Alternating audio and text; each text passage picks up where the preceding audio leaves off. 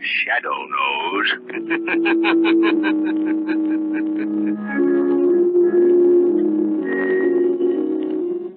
Your local blue coal dealer presents The Shadow. These half-hour dramatizations are designed to forcibly demonstrate to old and young alike that crime does not pay.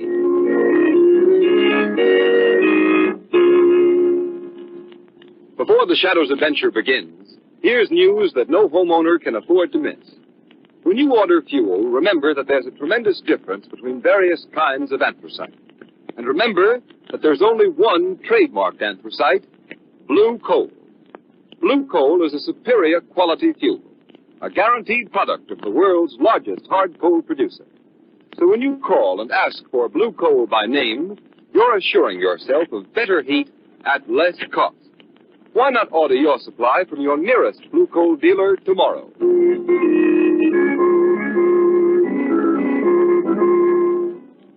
The Shadow, mysterious character who aids those in distress and helps the forces of law and order, is in reality Lamont Cranston, wealthy young man about town. His friend and companion, Margot Lane, is the only person who knows to whom the unseen voice belongs, the only one who knows the true identity of that master of other people's minds, the Shadow. Today's story, Death is Blind. Ladies and gentlemen, just see the free outside. Come on, Lamont. If I have to inspect another blue ribbon pig or prize pumpkin pie, I think I'll faint. Nonsense, Margot. We've hardly seen anything yet. Who'd have thought the dignified Lamont Cranston would go crazy about a county fair? Now, Margot, you don't begrudge me a little relaxation, do you? Relaxation? Isn't it enough you're leaving tonight for a week's hunting trip by yourself? I should think that would be enough relaxation for anybody. Well, maybe you're right at that. Wait a minute. Oh, now, Lamont, that's just a shooting gallery. You've seen shooting galleries before. Come on, Margot. We can just walk by it anyhow. Oh, Lamont, you're incorrigible. All right, I'm with you. Hey, watch him shoot. That guy's a sharpshooter. Hey!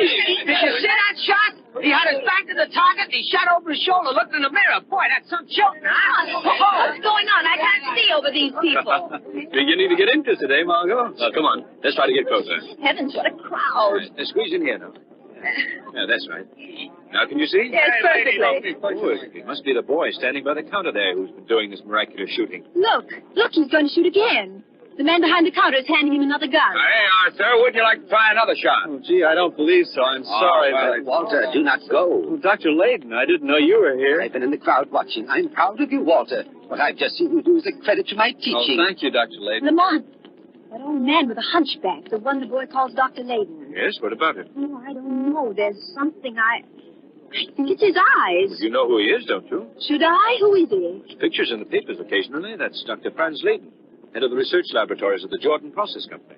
They're plants in this town. I don't care who he is. That face, it's evil, Lamont. He gives me the shivers. Let's go. Go quiet. I want to hear this. Yes, but Dr. Layden, I ought to go home. You see, my mother didn't... Not yet, Walter. Did I understand you to say, sir, that you're responsible for this boy's remarkable skill with a pistol? Yes, I think I can say I am in a way. He had the natural instincts himself, of course, but I helped him develop them. You see, Walter has not only the perfect eye, but the perfect ear. It is a rare gift. Ear? What's the ear got to do with marksmanship? I will demonstrate. Walter? No, please, Dr. Walter, Layden. you will do as I say. Yes, Dr. Layden. Now I take this handkerchief, Look, sir. Lamont. He's blindfolding the boy. Yeah, I wonder just what... Now he is completely blindfolded. He can see nothing. Can you, Walter? No, Dr. Layden. The boy will now give you a demonstration of marksmanship that I bet you have never seen before nor will see again. Give him the loaded pistol. Here, now, wait a minute. We have conducted this experiment safely many times before. Well, all right. Here's the gun. Take it, Walter. That's right. Now, this blindfolded boy, unable to see anything at all, will shoot once and hit the bullseye of that target. This safe. I'm getting out of here. Calm yourselves, everybody. There is no danger. How's he going to know which direction to shoot in? That's where the ear comes in. You take this cane of mine, stand by the target, and when I give you the signal, strike the gong in the center of the target with the cane. The sound of the gong will give Walter his cue. His ear will give him the direction, and his shot will hit the bullseye. With me standing there, huh? Not on your life. The guy's good, but how do I know he's that good? You doubt my word? Well, mister, I don't say I doubt it, but if he's going to play Will You Tell, he can do it with somebody else. You are cowards. All cowards. I will strike the gong myself. Are you ready, Walter? Yes, I'm ready. Good. I will strike the gong. Bullseye, blindfold! Impossible. You see, what did I tell you? He struck the bullseye blindfolded. Now do you doubt my word? Come on, Margot. Let's go. Yes, it's about time. Margot, you realize how powerless the shadow would be against a boy like that? Yes, I know, and just as the boy was about to shoot, did you see that old man? He was trembling, and his face was white as a mask. Yes, I noticed that. Definitely not nice. I wonder what it means. I don't know. This way, Margot. Here's the car. Oh, now you're the one who's in a hurry. You've got plenty of time to get back to town and pack. The train doesn't leave till 9:30. I know. I may have something else I want to do first. Something else? What? If I knew definitely, I'd tell you, Margot. Offhand, it looks as if the shadow... The shadow? Now, Lamont, when you agreed to take this hunting trip, it was to be an absolute rest. Now, you promised me you'd forget all about the shadow, for a week at least. I know. That's just what I intend to do. But before I go... Yes? Well, before I go, I think the shadow is going to imitate our young friend Walter back there and take a shot in the dark.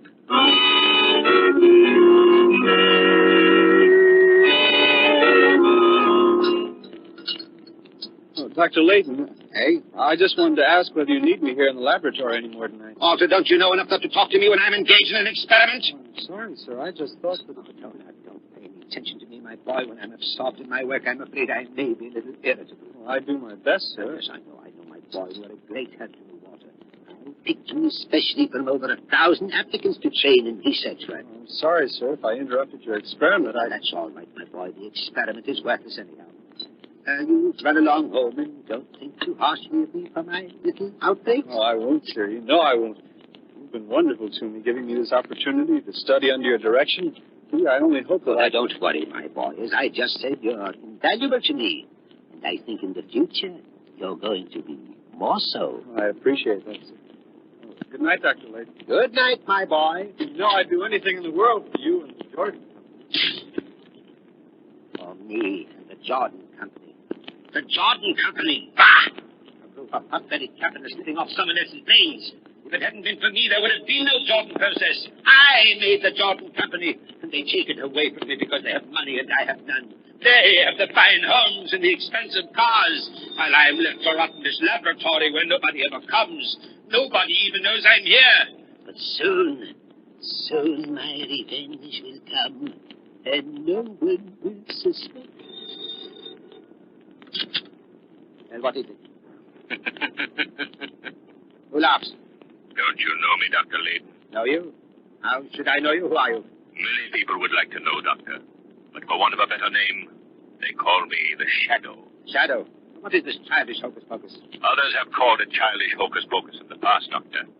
They have lived to regret it. Are you trying to threaten me? No, Doctor. Not threaten. Warn is the better word. You're trying to warn me? Warn me against what? I believe you know as well as I do. Oh, you know nothing. You can't. Don't try to bluff me. I don't know what you're talking about. Perhaps not, Doctor. But don't forget, I shall be watching you. Oh, man! I shall be watching you. They're after me. Everybody's after me. They're spying on me. Oh, I must hurry, or it will be too late. Who's there? It's me, Dr. Layton. I was just passing the door on my way out, and I thought I heard you say something. Were you calling me? Oh, yes, Walter. Oh, I'm glad you're still here. I'm afraid you won't be able to go home right away after all. Is there something you want me to do? Yes, there's a particular experiment I want to make. I was going to put it off for a few days, but I think I'd better do it tonight before I forget. Wouldn't you to forget? Would it, Walter? No, sir. That's right. You're a good boy, Walter. A very good boy. Now, let me see. A little of this powder in the retort. Then a pinch of like the Bunsen burner, Walter. Yes, sir. There. We're almost ready. We fill the retort with this liquid. Now we put it over the flame. You watch this, Walter. When it boils, let me know. I will prepare the other ingredient. Is there anything else I can do to help, Dr. Layton? No, thank you, my boy. Just watch that liquid. I want to know as soon as it boils. Can't afford to let any of it boil away, you know. Yes, sir. I'm watching. It's boiling now, sir. Good. Now, the success of this experiment depends on you. What do you want me to do? I have here a certain powder. I want you to take this powder, and when I give you the word, drop it into that boiling liquid. Oh, I see, sir. Wait, now that is not all. You drop the powder in. I want you to observe closely what changes occur in the liquid. Well, that doesn't sound very difficult. It is more difficult than you think because of my calculations are correct. Those changes will be very minute, hardly visible to the naked eye. My eyes are bad. That's why I want you to watch. Well, I'll watch very carefully, sir. My eyesight's very good. Almost as good as your hearing, eh? Now, when I give you the word, drop the powder. And don't take your eyes off that liquid. Are you ready? Yes, sir, I'm ready. Go ahead, then. What are you waiting for? My eyes!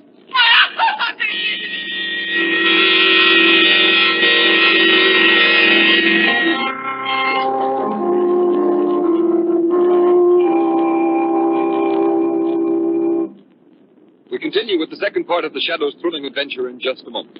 Meantime, a question. Men, wouldn't you like to end those tiresome trips to the furnace for your wife or other members of the family? Wouldn't you like to know that when you fix the furnace and leave the house in the morning, the fire would burn steadily throughout the day and give more even, more dependable, and more useful heat? If you want that kind of time and trouble-saving performance from your fuel, then insist on blue coal when you order anthracite. Blue coal is different from any other anthracite. It's a medium, free-burning hard coal. That means it will burn steadily and more evenly, right down to a fine, powdery ash. With blue coal, there's far greater all-around economy. There's less heat lost up the chimney, far less wasted unburned coal in your ash bin. And, too, you'll find that blue coal requires less furnace attention. It's carefully sized, so that it banks better, burns better, and can be handled far more easily. Furnaces in this part of the country were especially designed to burn anthracite. So if you want America's finest anthracite, order blue coal. Then you'll be sure to get better heat at less cost. Call your blue coal dealer tomorrow. You'll find his name listed in the Where to Buy It section of your classified telephone directory under the words blue coal. Play safe. Don't take chances with ordinary anthracites. Save money with blue coal, the only trademarked anthracite. It's the solid fuel for solid comfort. Order your supply tomorrow.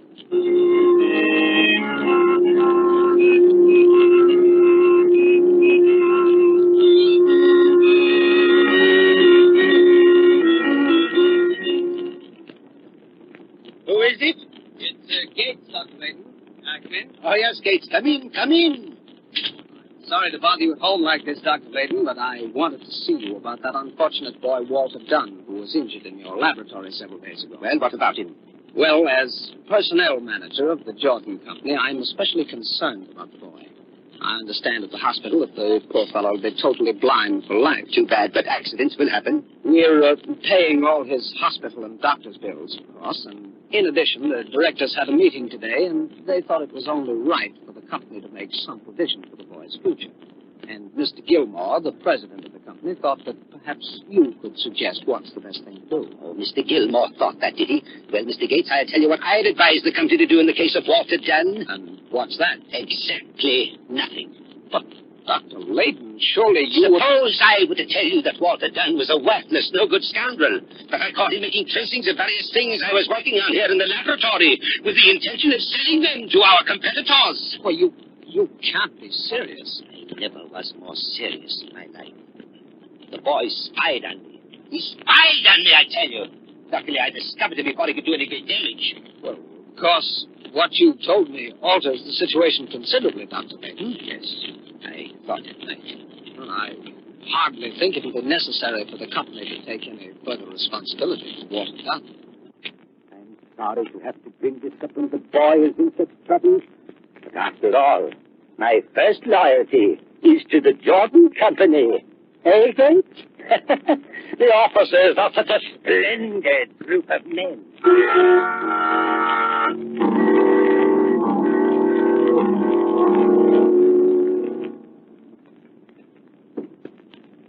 Walter?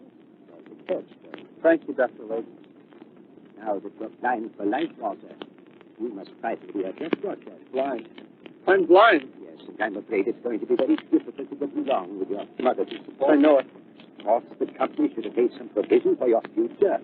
After all, if they hadn't supplied the laboratory with inferior chemicals, that explosion never would have happened. You told me all that before. I'm repeating it so you know that what you're going to do is what I'm going to do is best. Exactly. Remember, I went to Mr. Gilmore, the president, and to the directors myself and pleaded with them. But to no avail. They absolutely refused to help you. They refused to help me. I'll show them. I'll show them. Oh, get excited, Walter. Might spoil your aim. Where are they? I'll show them. I wouldn't be surprised if we met Mr. Gilmore coming along here any minute now. He generally walks home from his club this way about this time. And I'll show them. Ah, here comes someone now. Ah, it is Mr. Gilmore, Walter. The man who wouldn't help you. Now, I'll just sit behind the screen. And don't forget to put the gun in his hand. Afterwards. I won't forget. Good. Good. Pardon me. Yes, young man? Could you please tell me the time? I'm blind, you see. And, why, of course. Hey, aren't you Walter?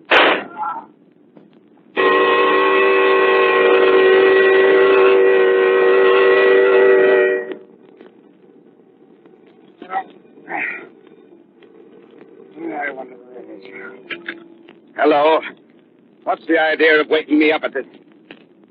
What's that? Gilmore committed suicide. Good Lord.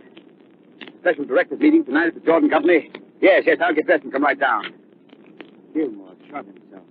Can't believe it. That. Well, I heard a tap on the window. Imagination, I guess. Oh, Gilmore. Where did I put my shoes? Hold on. Did hear something at the window. Can't see anything, though. Hello? Oh.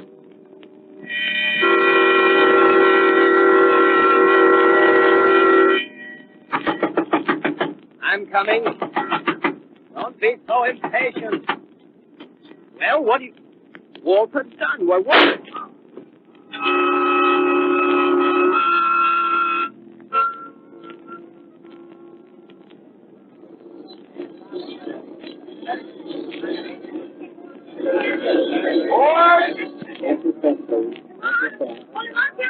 Margot! Well, am I glad to see you. Here, for to take these. Oh, dear, I feel as if you've been away a year instead of just a week. Well, I feel that way myself.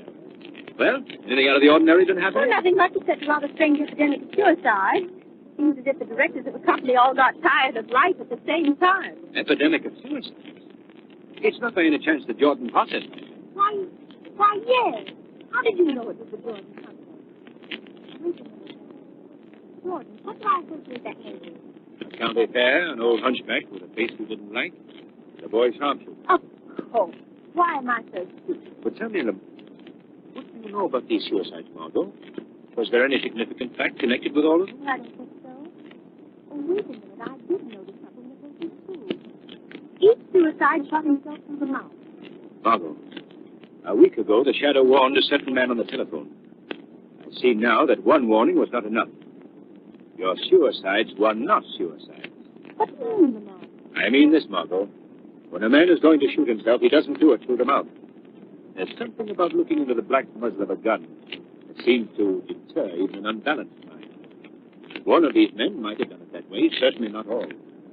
No, Margot, they didn't commit suicide. They were murdered.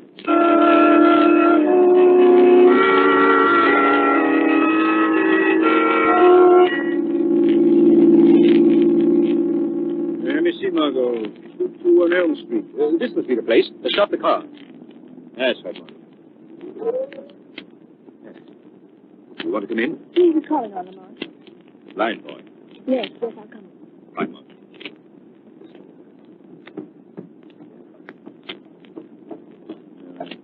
Yes, this rings the bell.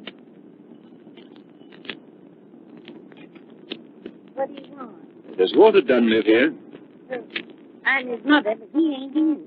You don't know where I could find him? No, I don't. He's probably off somewhere with that lady man.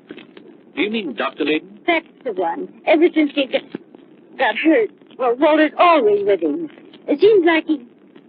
Who are you, from the company? No, I'm a newspaper man from the city. Well, I can't tell you anything. Come on, Margot.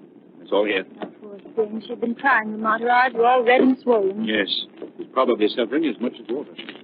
Margot, do you remember that afternoon at the fair, what you said about Dr. Layton? I said he had an evil face. Lots of people have evil faces. I mean, some awfully nice people sometimes. Dr. Layton is not a nice person, Margot. I knew that when I first saw him. He has the face of a man suffering from an inner torture. A torture so all-consuming that when he's not on guard, it shows through his eyes. Torture and hate. What? You mean you think that Walter Dunn is under the influence of Dr. Layton?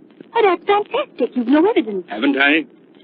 Don't forget, Margot, these murdered men were all shot in the mouth. Well?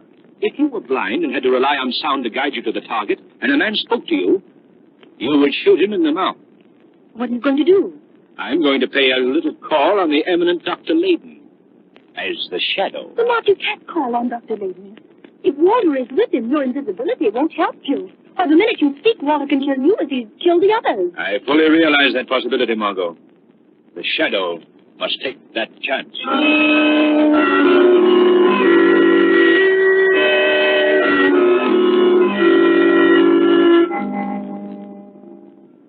Well, Walter, things are coming along splendidly. Yes, Dr. Layton. With all the executives committing suicide. Our own special brand of suicide, eh, Walter? The company's stock is dropped to nothing. Soon I will have control. I, Dr. Franz Layton, the despised old crank puttering around in his laboratory. Yes, Dr. Layton. Oh, the country police are stupid. They suspect nothing. It's a wonderful scheme, Walter. A brilliant scheme. Nobody could see through it. Nobody, Dr. Layton. Who speaks? Walter, the door is open. I closed it. I'm sure I closed it. Don't get up, Doctor. I'll close it again. There. Who is it, Dr. Layton? I don't know. I can't see him. Can't see him. Are you blind too, No, Doctor? I'm not blind. But you can't see me, is that it, Doctor? I don't know. Walter, tell me. There is someone in this room, is there not? Yes, Doctor. He's standing right near you. His voice comes from there. Who are you? A disembodied spirit, speak. We have talked before, Dr. Layton. I am the shadow. Shadow. Though you cannot see me, I am here. Doctor, I'm afraid your little game is up. Your plan. Yes, Dr. Layton. Walter, this man, this Dr. Layton... Shot him, Walter. Yes, but only in the arm. Listen, Walter. Shoot him again, Walter. Shoot him again. Walter, stop. Listen to me. Dr. Layton's made a cat's paw of you. Shoot again, Walter. Shoot again, you fool. Walter, listen to me. Layton lied when he told you the company wouldn't take care of you. They planned to provide for you and your mother for life. No, I don't believe it. Wait, don't shoot. I'm telling you the truth. Dr. Layton has tricked you from the beginning.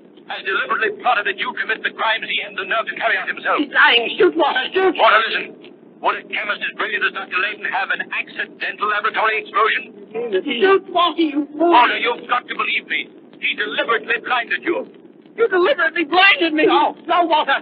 My word of honor. Walter. No. I've been so foolish. I believed him and trusted him. I shot you. I'm not badly hurt, Walter. Better put that gun down now. What are you going to do? I'm afraid I'll have to send for the police. Oh, the police? No, I know the best way.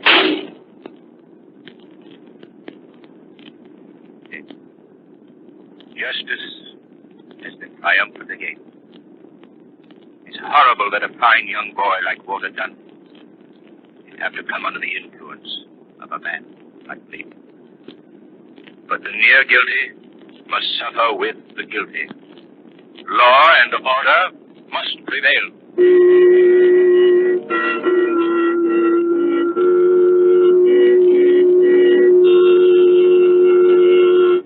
In just a moment, you will hear a preview of next week's exciting Shadow Adventure. First, an important message from your old friend, Blue Coal's heating expert, John Bartlett. Thank you, Ken Roberts, and good evening, friends. There are still many homeowners who make the mistake of leaving the fire door of the furnace open in order to check the fire or to bank the fire at night. That is not only unnecessary, but it's a bad practice and false economy. Gas is given off by burning coal to go up the chimney. When the fire door is left open, these gases escape and are wasted. That's why I urge you always to rely entirely on your furnace dampers, not only to regulate the speed of your fire, but when you're banking it as well. Never open the fire door except when refueling. When you want to recharge your fire, simply close the ash pit damper and open the check damper in the flue pipe. This is the correct way to check your fire quickly and safely. Remember that your Blue Coal dealer will be glad to send a John Barkley serviceman to inspect your furnace dampers and see that they are in proper working condition. John Barkley men are trained heating experts. They will be glad to assist you in properly heating your home without any obligation on your part. I thank you.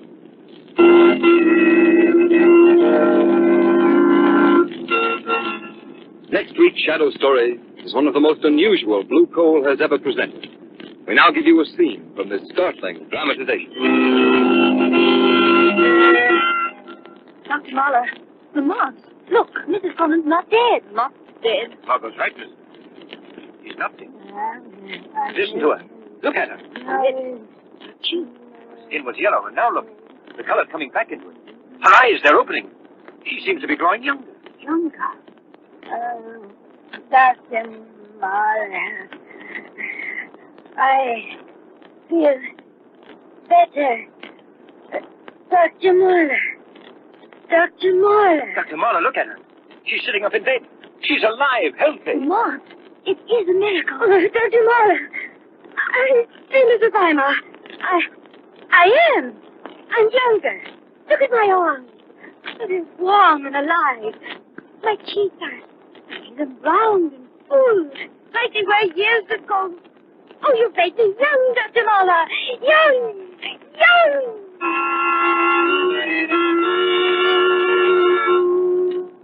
What is the secret of its amazing rejuvenation? Be sure to find out next week in the Shadow's newest adventure, Fountain of Death.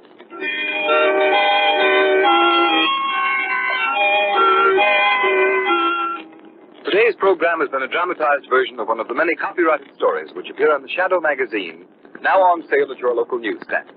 All the characters and all the places named are fictitious. Any similarity to persons living or dead is purely coincidental.